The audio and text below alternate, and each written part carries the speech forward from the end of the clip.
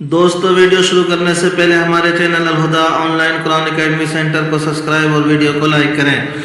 بسم اللہ الرحمن الرحیم۔ اسلامی تاریخ مدینہ میں حضور صلی اللہ علیہ وسلم کا استقبال۔ قباء میں 14 دن قیام فرما کر رسول اللہ صلی اللہ علیہ وسلم مدینہ طیبہ کے لیے روانہ ہو گئے۔ جب لوگوں کو آپ صلی اللہ علیہ وسلم کے تشریف لانے کا علم ہوا تو خوشی میں سب کے سب باہر نکل آئے اور سڑک کے کنارے کھڑے ہو گئے۔ سارا مدینہ اللہ اکبر کے نعروں سے گونج اٹھا۔ انصار کی بچیاں خوشی کے عالم میں یہ اشعار پڑھنے لگے: طلع البدر علینا من ثنیات الوداع وجب الشکور علینا ما دعا للہ داع ایہا المبعوث فینا جئت بالامر المطاع۔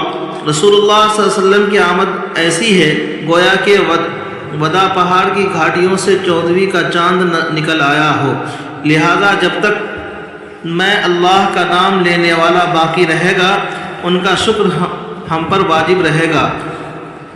اے ہم میں مبعوث ہونے والے، آپ ماننے والے احکامات لائے ہیں، اور بنو نجار کی لڑکیاں دب بجا بجا کر گا رہی ہیں: نحن الجوار من بنی النجار یا جبذا محمد بن جار۔ ہم خاندان نجار کی لڑکیاں ہیں، محمد صلی اللہ علیہ وسلم کیا ہی اچھے پڑوسی ہیں۔ حضرت انس بن مالک رضی اللہ عنہ فرماتے ہیں کہ میں نے کوئی دن اس سے زیادہ حسین اور روشن نہیں دیکھا جس دن رسول اللہ صلی اللہ علیہ وسلم ہمارے یہاں مدینہ تشریف لائے۔ حضور صلی اللہ علیہ وسلم کا معجزہ، قلعہ فتح ہونا۔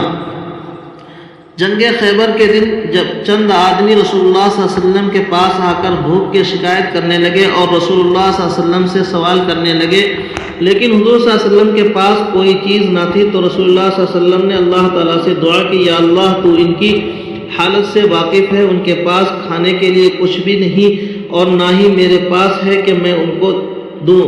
یا اللہ ان کے لیے خیبر کا ایسا قلعہ فتح کر دے جو سب قلعوں میں مال و دولت کے اعتبار سے زیادہ فراوانی رکھتا ہو۔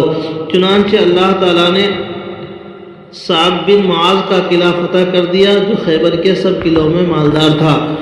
ایک فرض کے بارے میں والدین کے ساتھ اچھا سلوک کرنا۔ قرآن میں اللہ تعالیٰ فرماتا ہے: تمہارے رب نے فیصلہ کر دیا ہے کہ اللہ کے علاوہ کسی اور کی عبادت نہ کرو، والدین کے ساتھ احسان کا معاملہ کرو۔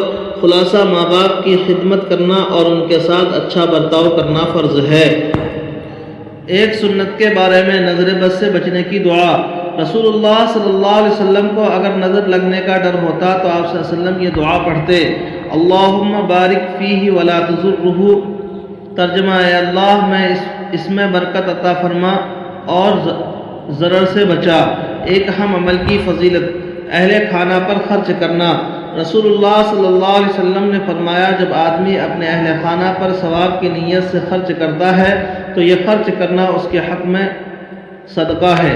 ایک گناہ کے بارے میں قرآن کا مذاق اڑانا۔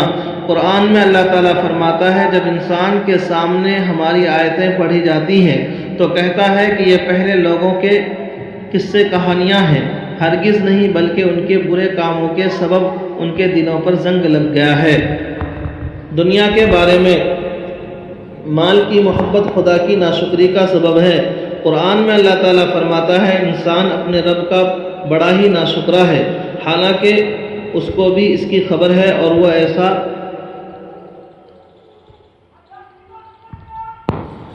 معاملہ اس لیے کرتا ہے کہ اس کی مال کی محبت زیادہ ہے۔ آخرت کے بارے میں: ہر شخص موت کے بعد افسوس کرے گا۔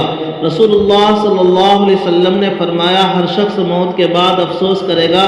صحابہ رضی اللہ عنہم نے عرض کیا: یا رسول اللہ کس بات کا افسوس کرے گا؟ آپ صلی اللہ علیہ وسلم نے فرمایا: اگر نیک ہے تو زیادہ نیکی نہ کرنے کا افسوس کرے گا، اور اگر گنہگار ہے تو گناہ سے نہ رکنے پر افسوس کرے گا۔